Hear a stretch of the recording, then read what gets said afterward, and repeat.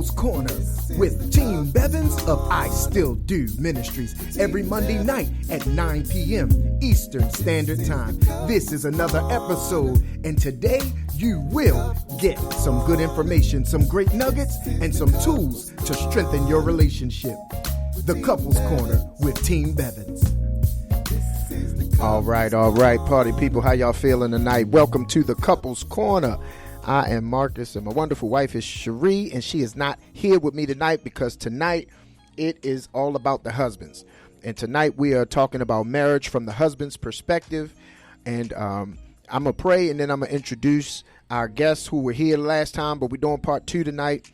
And once we pray, then we'll get started and we'll jump right into the conversation. So, Father, we thank you for another opportunity to gather together in the Couples Corner. We thank you, Lord, that you have allowed us, oh God, to be in the position to share, to love, to be with our loved ones, oh God. And we thank you that you have positioned us to be the best possible husbands that we can be, the best possible wives that they can be, oh God. And we thank you that you are giving us tools that we can use to cause our relationships to be strong, for them to flourish, and for them to have everything that they need. We look forward to what you're going to do tonight in the Couples Corner with and through every one of us, Lord. We thank you that you have gifted us, that you've anointed us, and that you have positioned us, oh God, to have longevity and for us to have the necessary ingredients that it takes for us to have a successful marriage and relationship. We love you and we thank you. In Jesus' name we pray.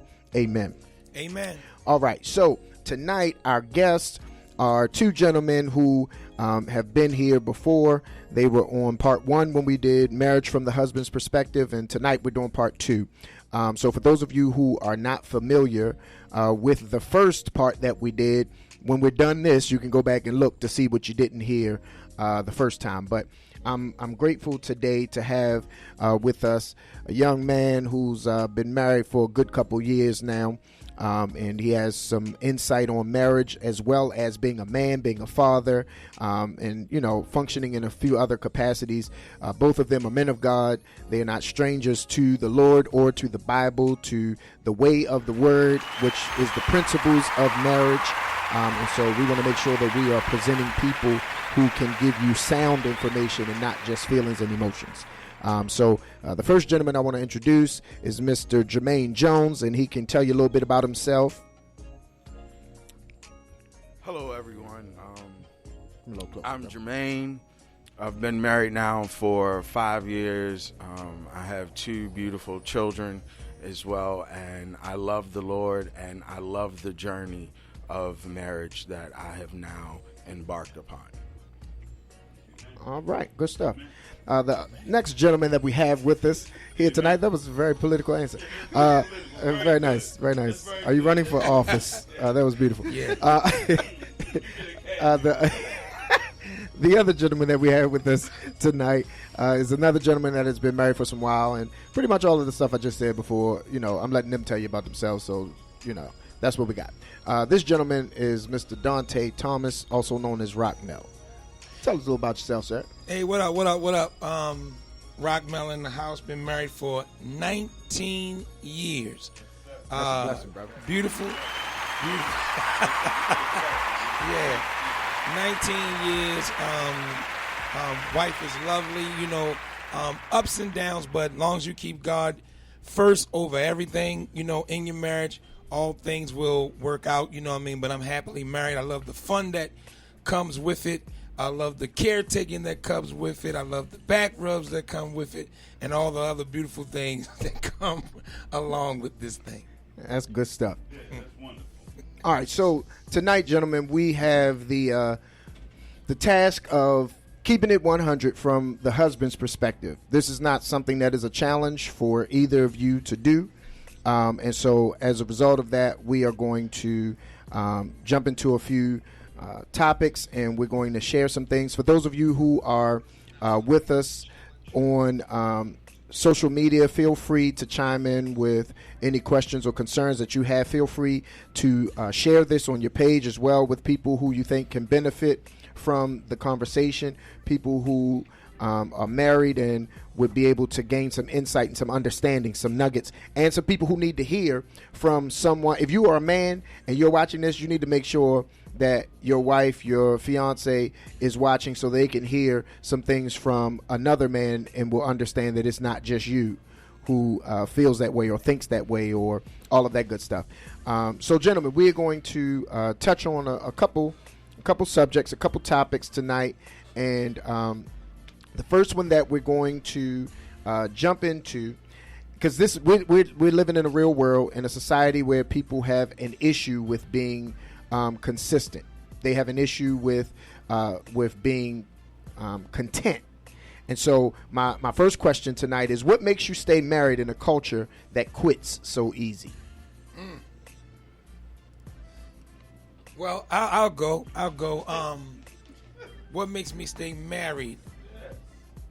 First of all, you gotta, I love my wife. That's right. Number one. Number two is, it's so easy to quit. You know what I mean? Anybody can quit. Right. In anything. But the whole thing is, will you go through the storm to make sure that you sustain what it is that you're doing? Because, you don't say I do just to say I don't. Right. You know what I mean? You say I do to continue to go through the journey, go through the course of what it is. And journey and I'll say marriage is an investment. Definitely. You know what I mean? It's an investment where, things are going to go up and down. Because if everything was smooth, you know what I mean? If everything was show enough smooth, with you and your wife, then you would not know what your strengths are for you to be able to overcome whatever it is that affects both of you. Right. So I would say, just being consistent in it, you got to believe in it. Right. You got to believe in the one that you married, because there's a lot of things that you can turn away from, or that we have turned away from, that our spouses should be able to pick it up. And if they can't pick it up, then they can have learned behaviors that come along with that. So communication is key, but quitting is easy. Staying on it and going the journey is what, winning the battle is all about to me. That's good stuff. What keeps me consistent is because I understand the significance and the value of making a commitment unto God. Okay.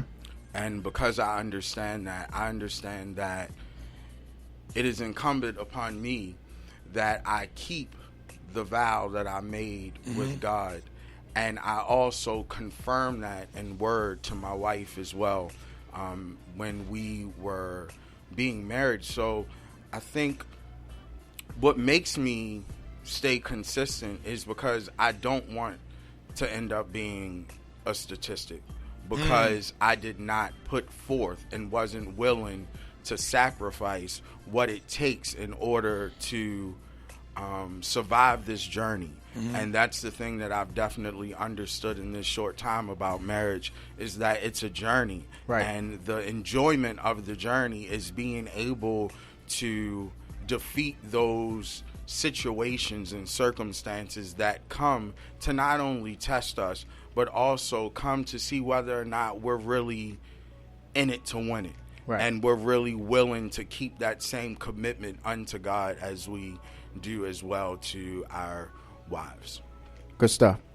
I think that is very important that we understand that our commitment in the yes that we gave was not contingent upon any other factors. Right. It was a decision that we solely made ourselves, that did not have to be based on, I'm going to stay married if she's a good wife. I'm going to stay married if she cooks, or I'm going to stay married if she talks to me right. Like, our decision was a decision that we made without including them. Right. Their behavior, what they bring to the table, all of that is a addition to our decision. But we can't go back on our decision because we don't like what we're getting. Right. at the table. You know what I'm saying? And I think that we live in a culture today where quitting is so easy, and people will throw in the towel. They feel like, I don't have to take this, and this, that, and the other. But that's completely not true. Right. And so because we live in a society that is so fast paced, so microwave, anytime something is not the way you want to do it, you just throw the whole thing away and just try it again, or do something different, or live any old kind of way you want to live without honoring the vow that you made. And I think that sometimes we forget the importance of making a vow. Right. We forget the importance of making a commitment and a covenant. So I think that sometimes when that is not the understanding that you have going into it, because I really believe that nowadays a lot of people are getting married with the notion and the pretense of this is just a glorified boyfriend. Right. This is a glorified girlfriend. So there's no covenant here. There's no real, commitment here. If I don't like it, if they say one thing, I'm out. They one and done. You got one time to make me mad. You got one time to upset me. You got one time to let me down, and I'm gone. I'll go find somebody else because it's somebody else that want to treat me right. Yeah. It's other people that will do right by me. And so that mentality is no good for marriage. Yeah, marriage is not a vehicle. You just can't trade it in. Hello. And can I would like to add to what you're saying as well. I believe that we live in a culture now where people they're approaching marriage based upon potential. Right. I believe that if you get married based upon potential, your marriage is already defeated. That's a word. That's good. Very true. Very true. Because potential does not always become reality. Right. And when we say yes to God and we say yes to our spouse, we're literally saying in that moment, I accept you for exactly how you are in this moment.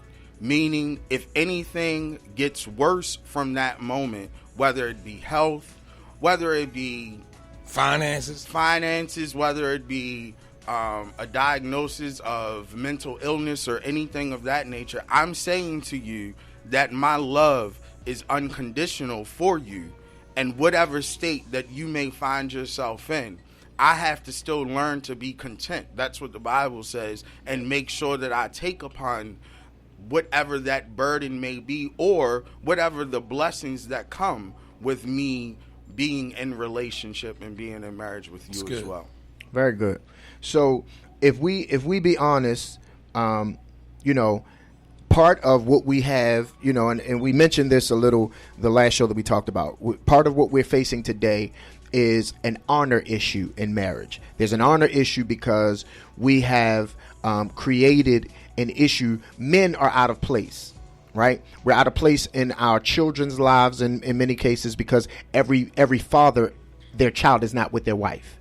Some have children with a woman and they're not even married, or some are married but they have a child elsewhere or whatever. Right. And as a result of that, women feel like they are single parenting even if they aren't, because the man doesn't live in the house. Mm-hmm. So that creates a mentality in survival where they get into survival mode and feel like, well, I now don't need a man. Me and my child have been able to do this, or they've been in other relationships and now, they're just functioning and living and they're successful as a single independent woman. And so when they decide that I want to get married, they're getting married, but submission can sometimes be a challenge when the mentality of women is I'm a boss.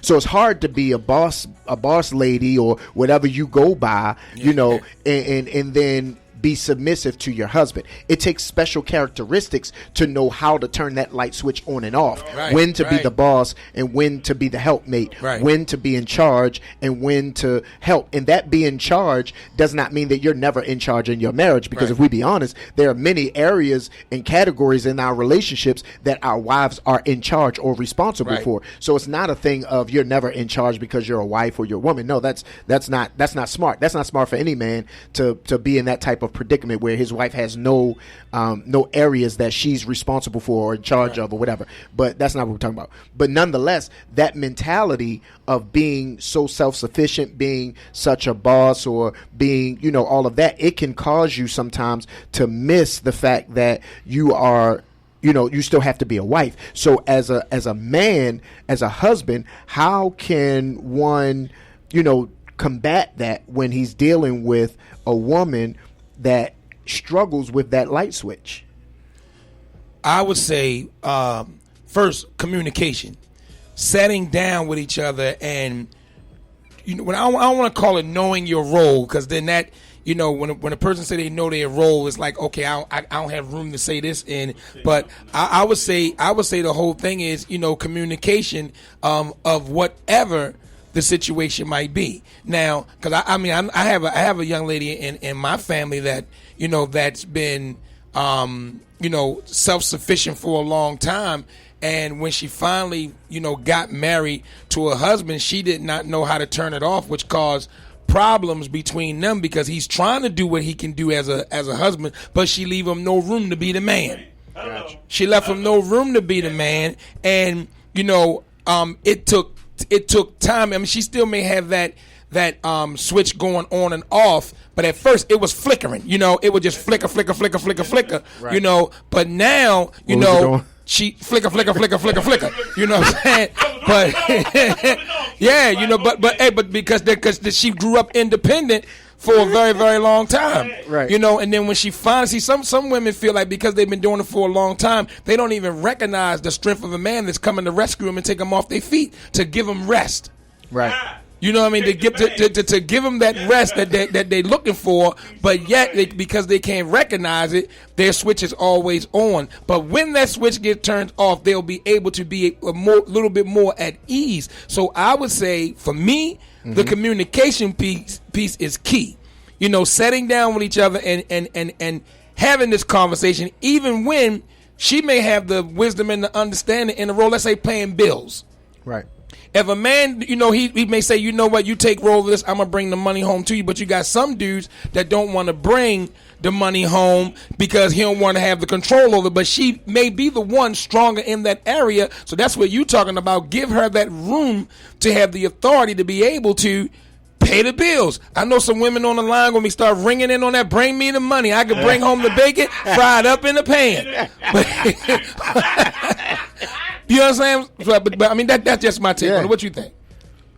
I agree with you. I wholeheartedly agree with you. I would just add one thing to that. I think the best way to deal with that is by communication and observation as well. And the reason why I say observation is because many times you have to observe exactly what kind of environment did your significant other come out of.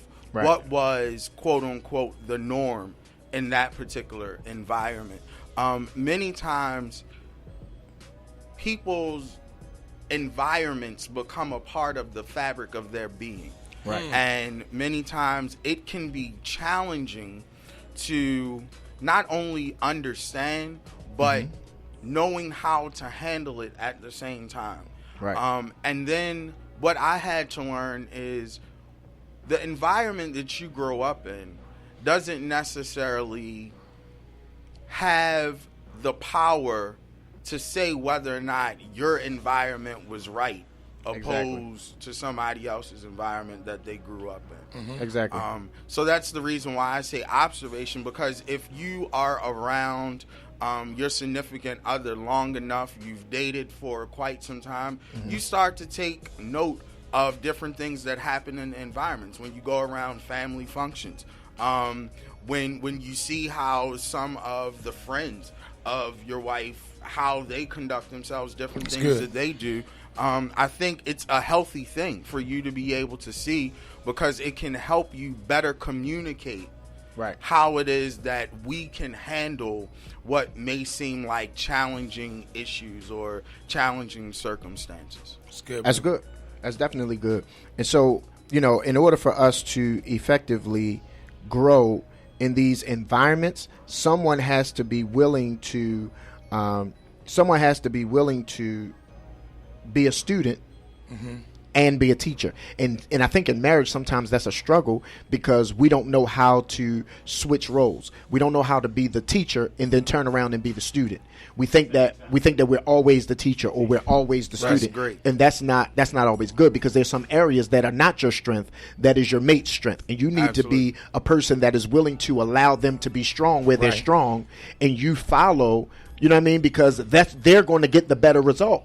And we can't allow, as men especially, we can't allow our pride to get in the way and say, oh, I'm the man. Like, if you have to say you're the man, you're not. Right. If you got to say, I'm the husband, you're not. Mm-hmm. Because your position and how you operate and function in that position would demand the type of respect that you deserve. But you're going to get the respect that you deserve. Yes. Based off of your performance. And that's just a reality. And many people have been unhappy in seasons and points of their relationship and never want to take ownership of their unhappiness. We always want to point the finger and say, oh, she don't do this, oh, he don't do this, when the reality is that you're unhappy because of your own performance. They are treating you the way that you deserve to be treated based off of your performance, not the way that you deserve to be treated off of your position. Right. See, we should be honoring each other because of the position, but we are treating each other according to performance. That's a word. And that's not always healthy. So here's another question to throw out there, and you guys chime in. We're going to jump on some of the comments in the section. In a second, not in a session. In a second. How important are your words and your tone towards your wife, good or bad? Well, I had to learn that. Because, I've been in a leadership role all my life. Mm-hmm. And, I'm talking about, and I ain't even talking about spiritual, I'm talking about job-wise. Right. That I've always been the leader, so the way that I get results is kind of like a coach through aggression, and different things like that. Not that I walked around and yelled at my wife, but because I would say passionate about what it is, even though my wife understood, she said, she would explain to people, you got to be able to identify X, Y, Z. But when I get passionate about something, I begin to, get a little, it seems aggressive. But I had to learn that it's called love language. I had to learn my wife's love language in the way that I'm talking to her. Now that I would say, hey, blah, blah, blah, I wouldn't do that. Like what you were trying to crack on me earlier.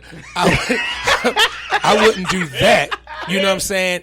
But I know my wife likes when the conversation is calm. Right. You know what I'm saying? She likes when the conversation is calm. So I had to learn it, because you don't get nowhere going around yelling. You know what I mean? You don't get nothing. What you get is a shutdown. Right. And back in the day, and I'm just being transparent, back in the day when I was younger in marriage, it wasn't healthy to walk around the house, 3 and 4 and 5 days not speaking because you touched a button that should have never been touched because of wrongful communication. You know what I'm saying? So I thank God now that I understand how to open up the door to allow God to come in my life. And before I even speak with the passion that I used to speak with, now I speak so calmly that it's so crazy. Now I speak so calmly and I'm so humble with the way I do. Sometimes the information that's said to me don't cause for a response. And now when you don't respond, now it's, if the wife is not as on the same spiritual level as you are, it can seem like you shutting down, but it's not you shutting down. You're waiting for the words to be able to say so it don't cause nothing to go wrong in the relationship. That's good. I will be so transparent right now. That was and still is a developmental area for me. I'm much better than where I used to be. I was a lot like you, very passionate with my approach.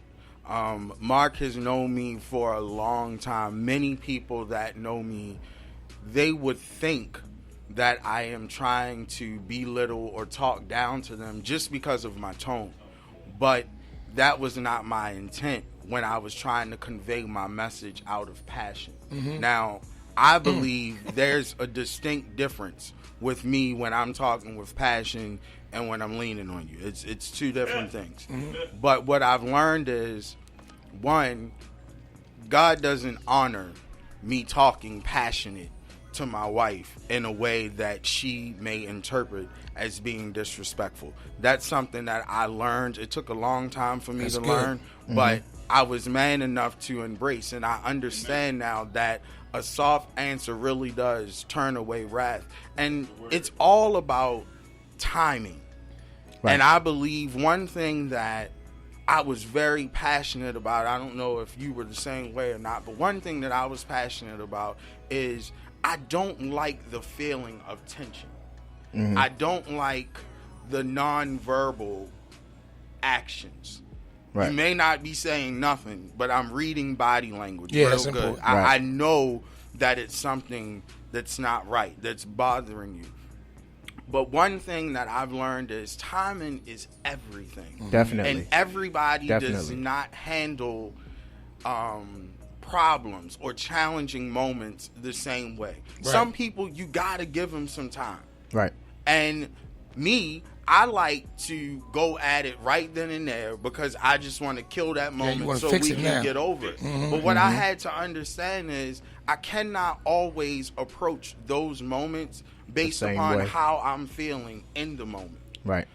So that has really helped my wife and I, and our communication has gotten so much better. And when you really study your spouse, your spouse will teach you a lot of lessons that she may not ever articulate out of her mouth. Right, right. But I learned to understand body language. I understand her love language. And I understand when it's the appropriate time to address whatever it is. But the biggest blessing that I've gotten out of this journey when it comes to the way that I communicate is knowing whether or not it even needs to be addressed.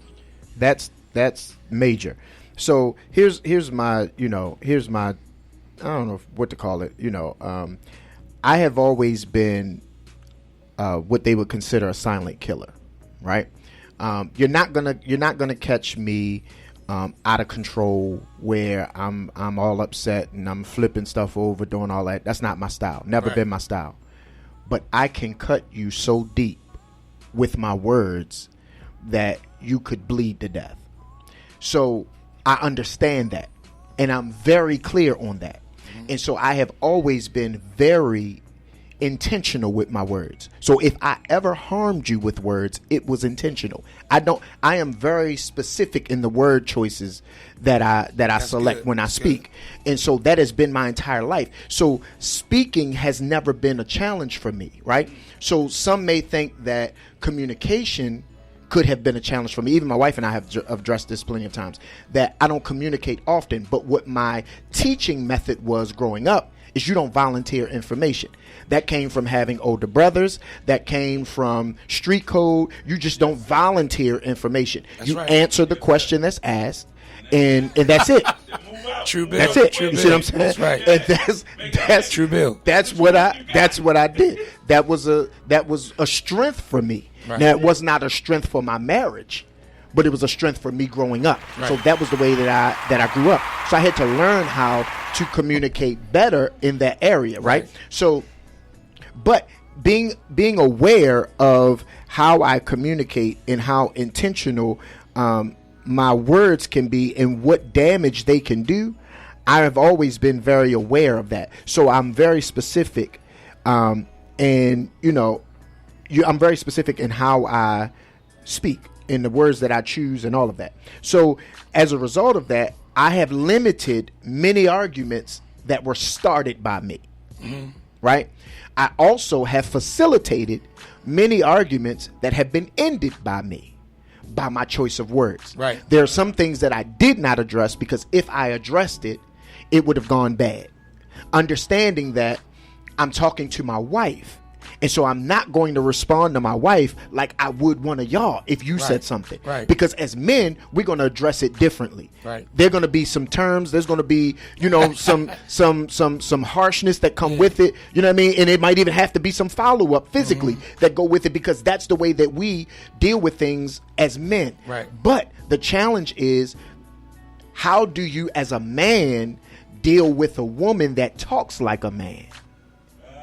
Because our response to a man is completely different than one that you would respond to your wife. But when your wife chooses words and terms and presentation that reminds you that of a man, that will force your hand to feel like, you challenging me. This is not a conversation. You testing my manhood now. And so now when I want to respond, my response is not to my wife. My response is to the dude that is saying something to me. Yeah.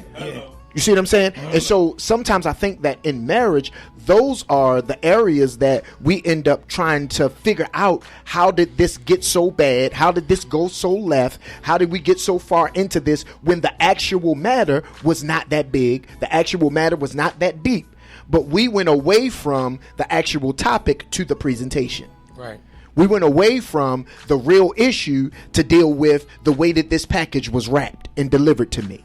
So, you know what I mean? That is a completely different thing. But it's important for us to know that what we say and how we say it to our wives is so important, because truth of the matter, we teach them how to communicate with us. We really do. Because if they can push buttons that we respond to, we teach them that in times of trouble, hit the panic button. Say this and this will get a response out of him. Say this and he will do this. Or say this and he will shut up. Say this and he will walk away. So although they want responses, although they want solution, if they feel pinned up against the wall, they're going to hit their panic button. Right. But if you eliminate the panic buttons, then you eliminate the power that they have in the conversation to make you come out of character. Now, of course, we say nobody can make you. You make the choice of the decision. But if I give you the tools, if I give you the rocks to throw at me, I can't get mad that you hit me with a rock. Right. And at the end of the day, that's what we have to learn how to do in our relationships, is to make sure that we are not giving our spouses ammunition to throw at us. Because we don't like the way it feels. Nobody likes the way it feels if something is being thrown at them. Whether it's words, whether it's, little slick actions, like you said, nonverbal communication, all of those things are factors. But in order for us to have effective communication, we have to establish some boundaries when times are good.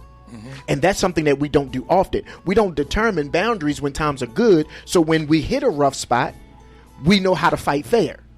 But because we never establish boundaries, when we hit a rough spot, we fight. It's gloves off. Yeah, it's gloves off. It's alley fighting, and that's not healthy for our relationships. Right. So let's jump into a couple of these comments. We had a few going back up, so we'll look at a couple of these, and you all feel free to chime in with the things that you have to add to the conversation. We're getting to those now, so y'all be patient. Don't act like that. We're in here talking and we're enjoying ourselves. Y'all listening. So that's important. Let's get to a couple of these here. First one, let's go back up.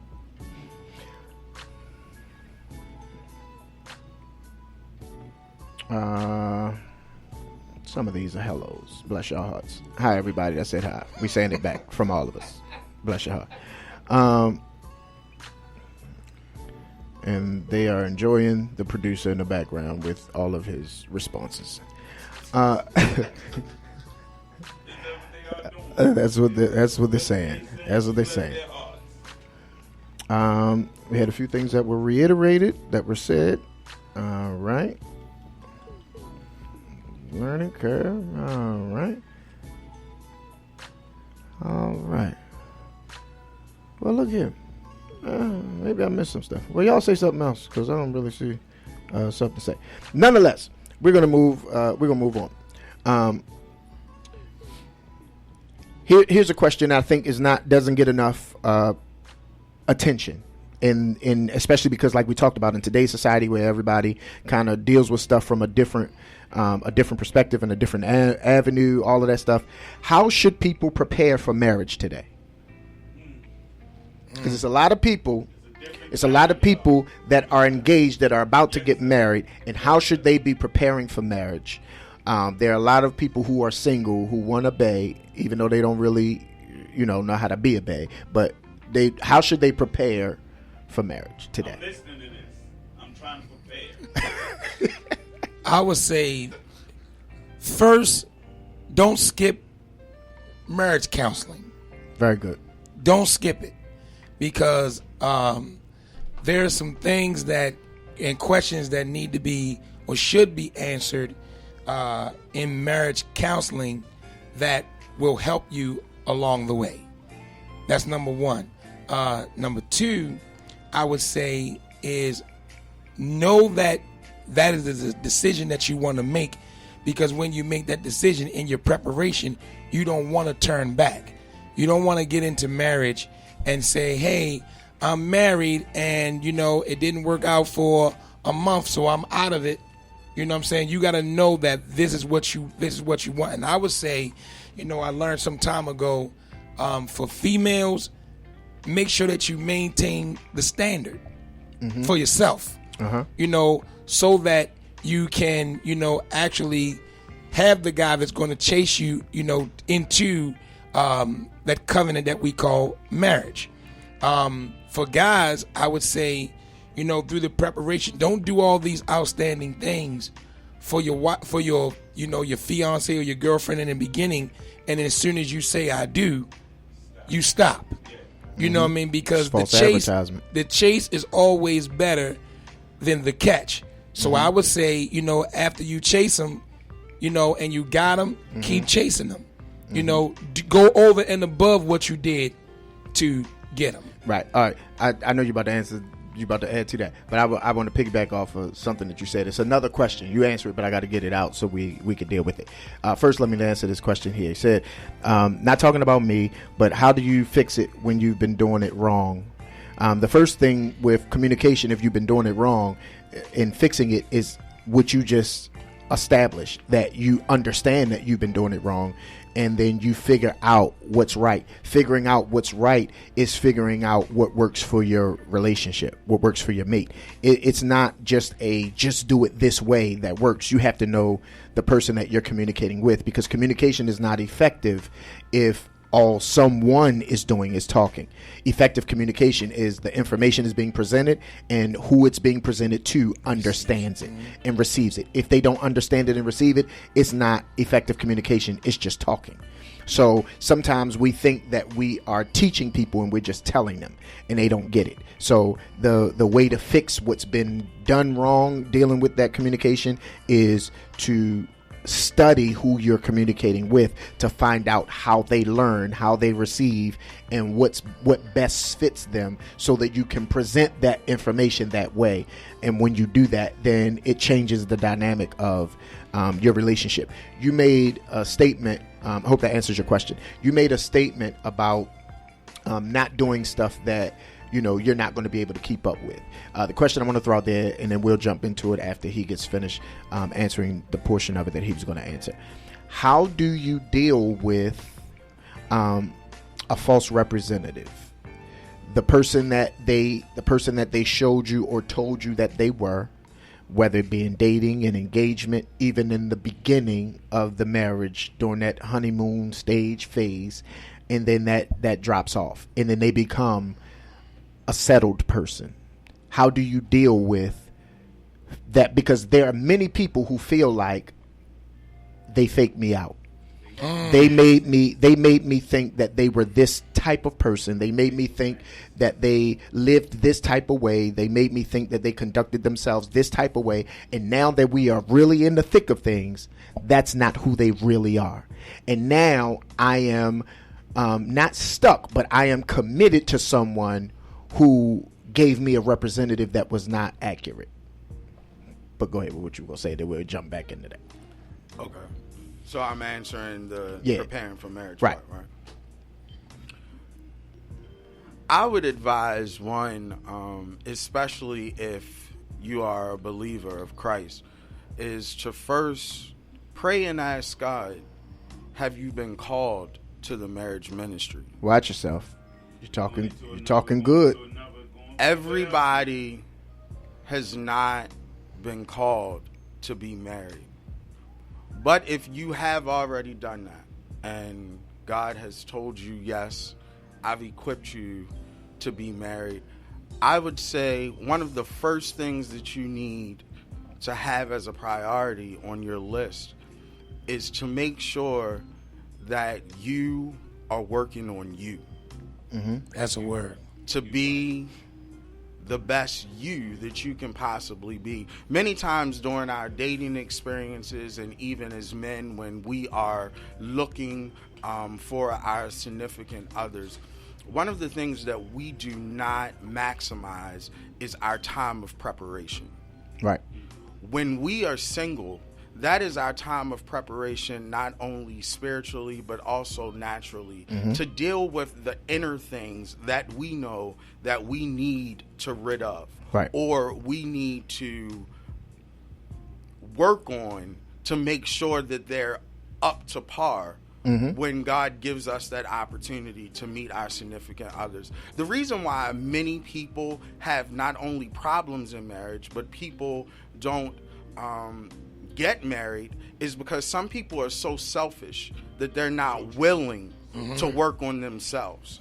And then they want to get married and they want their husbands to be their father and to be their therapist all at the same time. And really, when that happens, you are now possibly putting on an assignment on me that I'm not even equipped to handle. Right. So I would definitely say pray. And for the ones that are thinking right now that they've been hurt or they've been misled in the past, I would say take your time to be healed. And during that process, don't always be vulnerable to allow other people to come into your private space, and it taints the very mindset that you need to be at in order for you to prepare yourself adequately to be a positive addition to someone else. Yep. We as men, we're always looking for women that are going to be an asset to us. Right. Whether we're doing it in the correct way or the incorrect way, women, be clear, we want you to be an asset and not a liability. Correct. Yes, sir. Right. Very good. I pass. Very good. So, yeah, I feel you. All right, so here we got a question on the table. Specifically for any of you who may have gotten married at an age or time that you may not have had marital examples and married friends, could you speak to your experience with that, becoming accustomed to being a married man, and how the presence or lack of marital examples and simply just married friends affected your ability to assimilate to become a married man? How important was it to have married friends specifically as a man, or was it not that big of a deal? I'll speak to that because I got married at a young age, and I did not have married friends at the time that my wife and I got married. So nor did, for me, I have a lot of success stories around me in marriage. My family did not produce a lot of success stories in marriage, so I didn't have a great deal of examples to look at. I just knew what I was willing to do to make sure that mine worked, and so I was, for example, Jermaine and I were very close friends during the time that I got married, and I had to make a lot of changes and adjustments when I got married. And I had to lose a lot of things in order for me to be married. And that lose things is not so much in the aspect of losing them in a negative sense, but it was a decision that I had to make, and it was some of the toughest decisions that I had to make. We were traveling and doing music and doing all of that, and I had to make a decision that I was going to not allow my outside music ministry to come before my marriage. So I had to let that outside music ministry go while we were in our prime. And I didn't walk away when we were on our way out. I didn't walk away when we were doing bad. I walked away when we were in our prime, and it was for the sake of my marriage. And I didn't have a conversation with people about, this is why I'm doing it. This is how I'm doing it. It was a decision. It was a decision that I had to make. It was not one that I needed to consult with anyone about, but it was what was best for my relationship. Right. And it was what I did. I didn't have a lot of married friends. So my close friends were not married. So I ended up becoming distant from them because we were going in two different directions. We were doing now two different things. So it had nothing to do with our friendship. It had nothing to do with any love loss, but I had to make decisions based on what was going to be best for my relationship. As a result of it, I'm married in my 21st year. So it worked. But I had to make those decisions. I had to, to do the things that were necessary for that to, I had to, do the things that were necessary to make success be a part of my relationship. And, now my wife, that's a different story. Her parents were married since she was born, and she has a lot of success stories of marriage on her side, and so I kind of married into some success and was able to gain some nuggets and tools. And then I was taught how to be an effective man, an effective husband in my walk with Christ. And my pastor taught me a lot of things of how to be, productive and to function in that role. So if you don't have the right teachers around you, if you are not a student of marriage, and if you're not committed to making your marriage work at all costs, then it's very possible for your marriage not to work and for you to become that guy that's hanging with his friends instead of being home with his wife, for you to be that guy that got all these extracurricular activities that takes you away from your wife. And so that was my story, and that was kind of what kind of worked and happened in that area. So from the aspect of dealing with the people that feel like they had they felt like they got bamboozled. Basically, the person that they thought they were going to be with turned out not to be that same person. Let me say this and be clear on this. The first problem that you will have in marriage is if you get married for what your mate can do for you. That is going to be the first step in your marriage being bad, because what we have to learn about marriage is that marriage is a reflection of Christ and the church. And so with that understanding, God had designed, when he designed us, for him. But Christ came as what he was going to give, not what he was going to receive.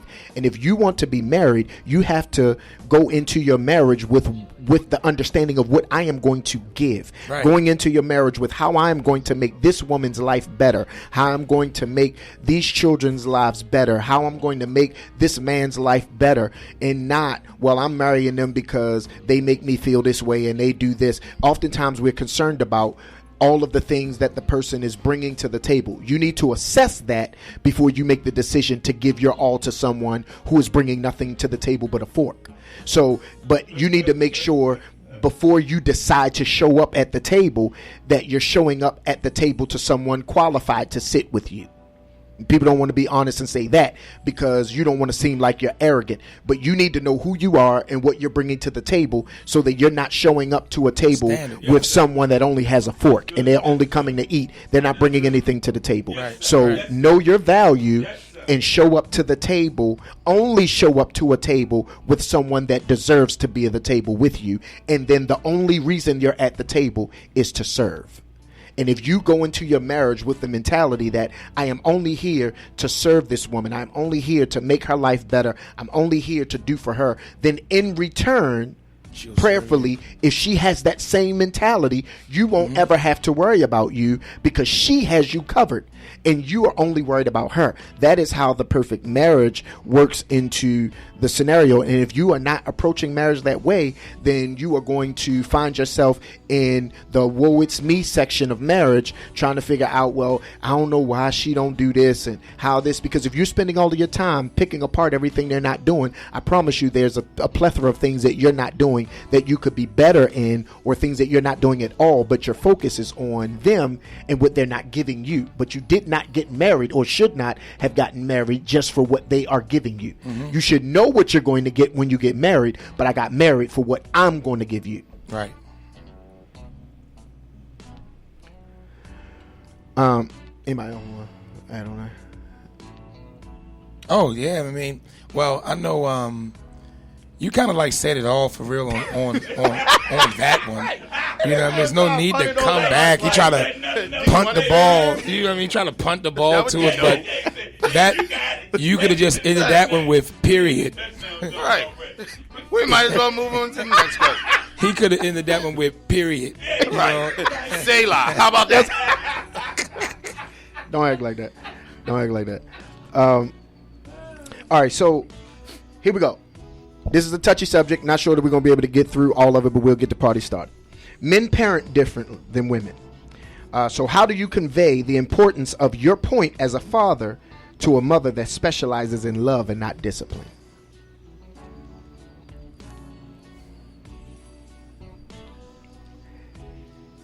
Say the question one more time. All right. Men parent different than women do. So how do you convey the importance of your point or your stance as a father to a mother that only specializes in love and not in discipline?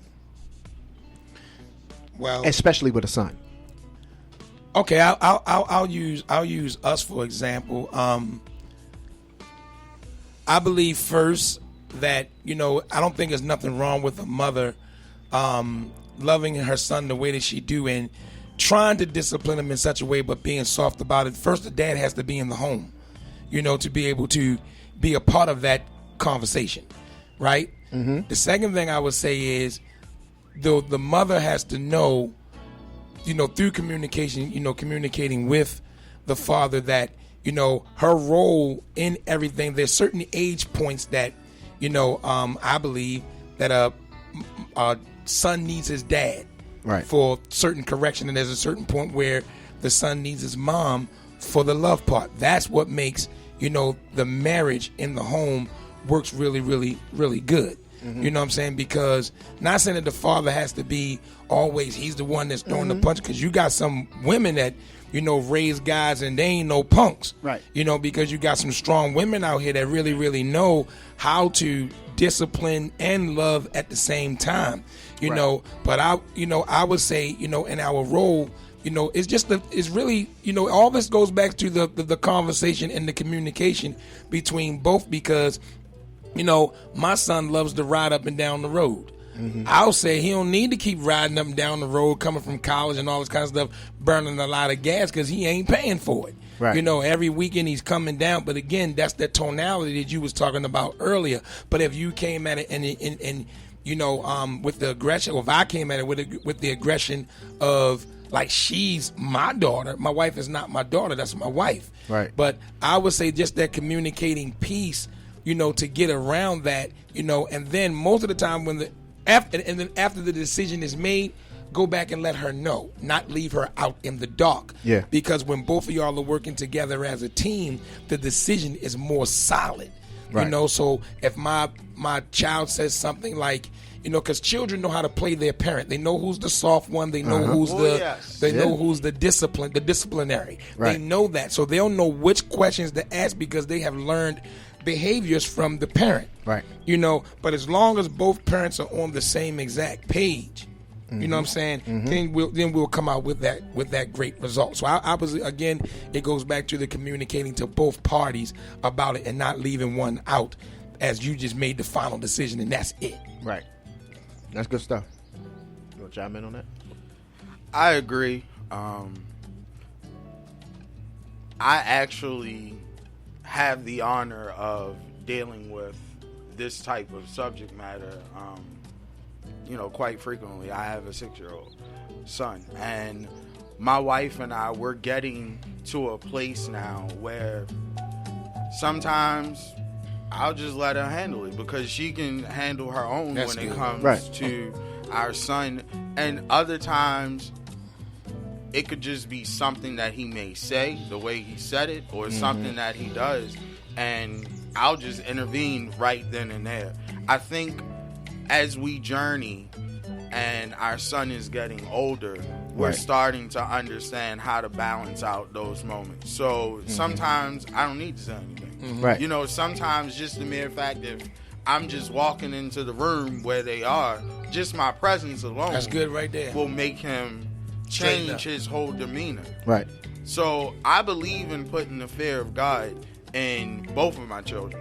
Right. And when my daughter was young, somebody could say to her, I'm getting ready to call your father, and her whole demeanor would change. Right. And it's not that I wanted her to be afraid of me, but if it had to get to that extent of somebody calling me, then obviously you're doing something that I did not raise you to do or okay for you to do. Right. With my son, it's the same way. So I feel like I step in when I need to step in. But if my wife feels like she needs to be the disciplinarian. Yeah. There you go. If she needs to do that, then she does that, and I'll let her handle that. Right. I definitely don't think that it's a matter of incapability in parenting. I just think that perspectives can be different, and especially when we're talking about the sex of the child, because a mother and her son, there's a love that she has that potentially can blind some things that she would see in her daughter. The same way, vice versa, that there's some things that a father would be blinded to with his daughter that he would immediately pick up on with his son. So I think that the parenting has to be a partnership in order for it to be effective, and that the child will get the best possible parenting experience that they can have. And I think that I thank God that, I was blessed to I got 6 children, and they're all with my wife. So, thank the Lord for that, because it could have been another way. But but I thank God that that's the steps that, he allowed me to travel. But it made things easier in my household because I was able to be present in all of my children's life in the house. Yeah. But at the same time, we had 5 daughters before we had a son. And so my positioning in parenting has been different, and we've changed how we parent and all of that stuff just over the course of the years and stuff, where she was more active in the beginning and all of that, where I'm more active now and stuff like that, because the children are getting older. Right, and then, the roles and the positioning and the timing of where children are, all of that stuff, we pay attention to all of those things so that they can get the best possible experience from their parents. And at the same token, we also know that women, with having girls, when girls start getting older, you start getting into that shift of, she's starting to get grown, and now we're dealing with that, 2 women in a house type of thing when you ain't no real woman yet, all that kind of stuff. But just that frame of, what I'm saying? That's good, so you got to know the times and be sensitive to those things and watch and all of those kinds of things so that you can provide the best possible care and parenting for your children. But I think that it is important that as parents, we know our role, we know our strengths, and we know our weaknesses, and we convey them to each other as parents. And that's why it's not healthy. It doesn't matter, the fact that the 2 of you may not have worked out. You went on, you married now, but your child's father is not your husband, or your child's mother is not your wife. That's all fine.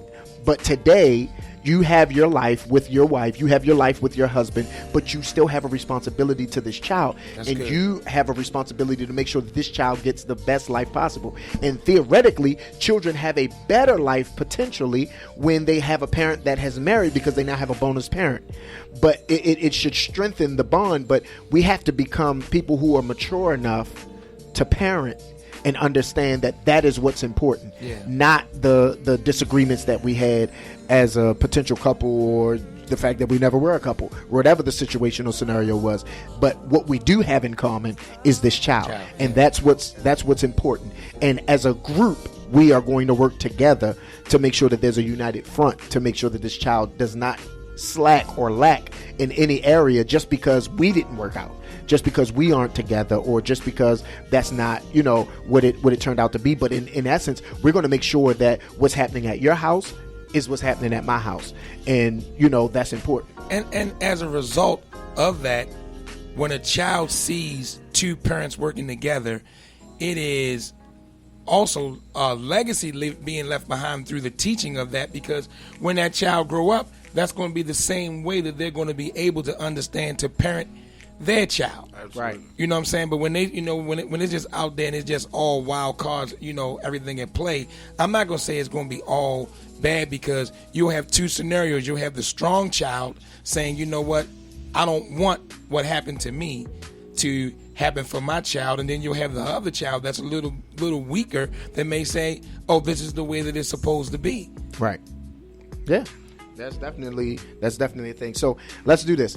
If there was something that you could share or say to someone who is married, what would be a final thought that you would give them to keep their marriage strong?